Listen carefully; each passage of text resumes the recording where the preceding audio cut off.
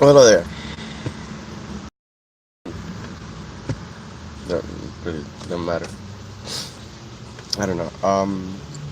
Somebody suggested for me to speak to myself in a sense, since I rant about the weirdest things, and simply for educational purposes, we're pursuing some ranting.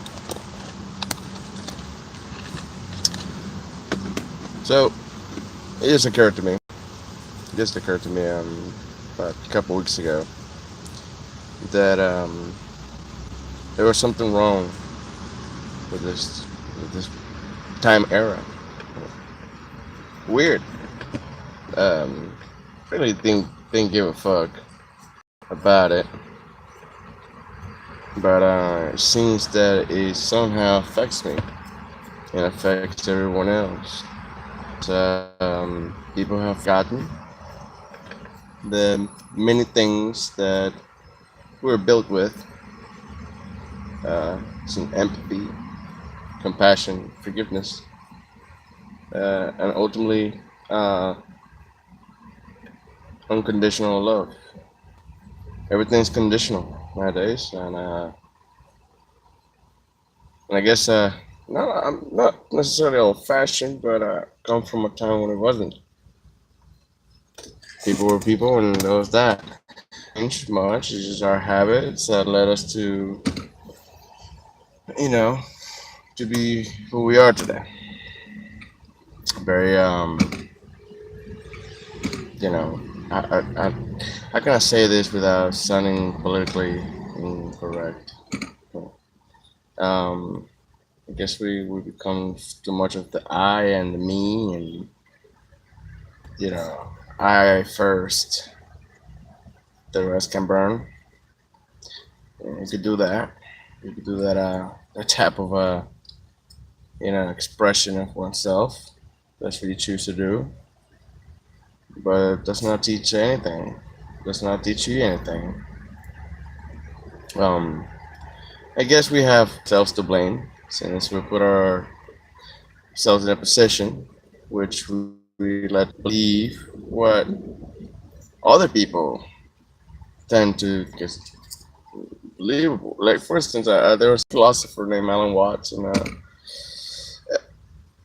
he made a really cool point. Just say that one person believes that the Earth is flat, and another one believes that the other one is round. So how can you prove to each other what they're saying is or not? Oh, you say walk in one direction, same longitude. You know, we're gonna walk to the edge, and now we're gonna come back around to where we started. And at that point, people realize what of what they think, what they perceive.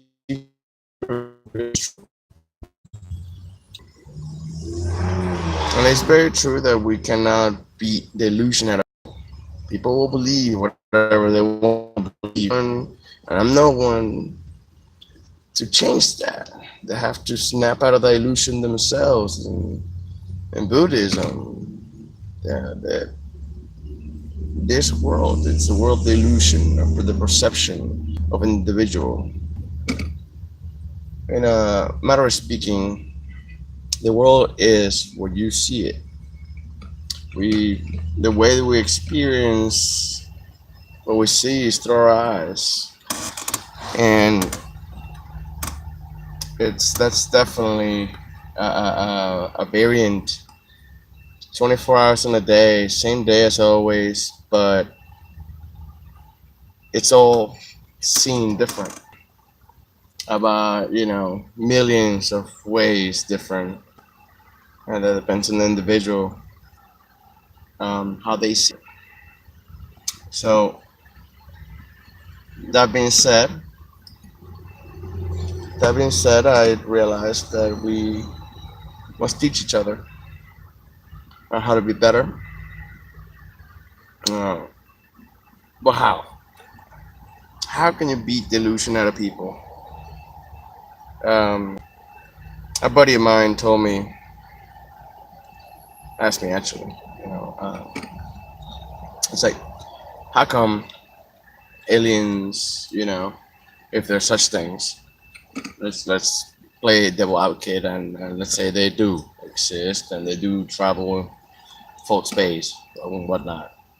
Um, well, it's very simple. It's very simple. The alien species, they all thrive to the one singular idea. They may be individuals, but they'll work and think, and everything they do, it's for the better of the idea, whatever it is that they do. We humans, we know what we want to do, just we do it separately, and that creates the individualism. It's a terrible misconception. Just because you're an individual and you have a unique mind and a unique set of skills, gifts, what have you, does not mean that we don't need others. Um, when you separate yourself from what you call oneself and you call other, it's all the same. It's all the same. In the whole vast in the universe, we're part of that.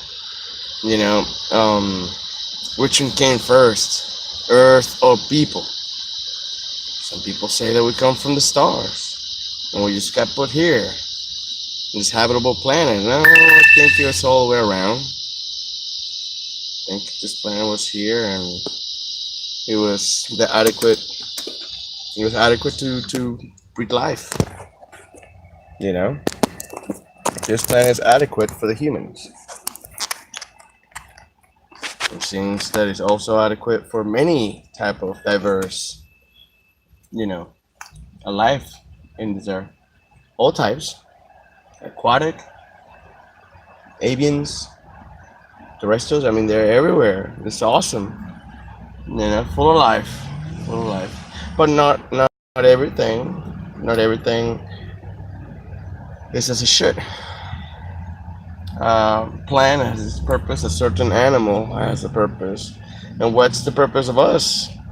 We acting like a cancer in this world. We take and we take and we take and we give nothing back. And what I mean give nothing back, and we still don't give nothing back. It's not to another person. Somebody helped you out and you gotta help them out. No. What I'm trying to say, it's like how many of the world's resources have you used and what have you given back? If let's say you cannot give back, protect the source of life that's been giving you and supplying you with stuff that humans do take. We do take it for granted. The fact that we do take. I don't want to sound like a tree hugger, but the idea is that not that in your lifetime we're gonna steal all the resources from Earth, and no, it's not the point. The point is that it's you're not conscious on not taking. You're not conscious that you're not taking it. It's like it's just there and you grab it. It's like you're not really thinking. It's like, oh wow, I'm taking from Mother Earth. Like, what can I get back? I don't know. Plant a tree or something. Plant a flower, something. But even so, that's a very minuscule way of redemption from taking. Serious. I think the best thing we could do it's let the world get set on fire. If it comes down to it, let it be on fire, and for its ashes, a new a new way of thinking for the humans will arise. Simply because if we don't try to stop the natural way of things, then we're gonna be on stalemate. We're gonna be in check forever. We're gonna be in check for all times. So I guess ultimately we need to be defeated to stand strong. And what I mean, all humans overall, there there is balance of equality of life. The quality of life is not equal for everyone. Some have way better lives than others. Some have better lives than the other one before that, and some have even worse lives than the other one before that. So, besides being thankful for what you have and being thankful for what you don't have,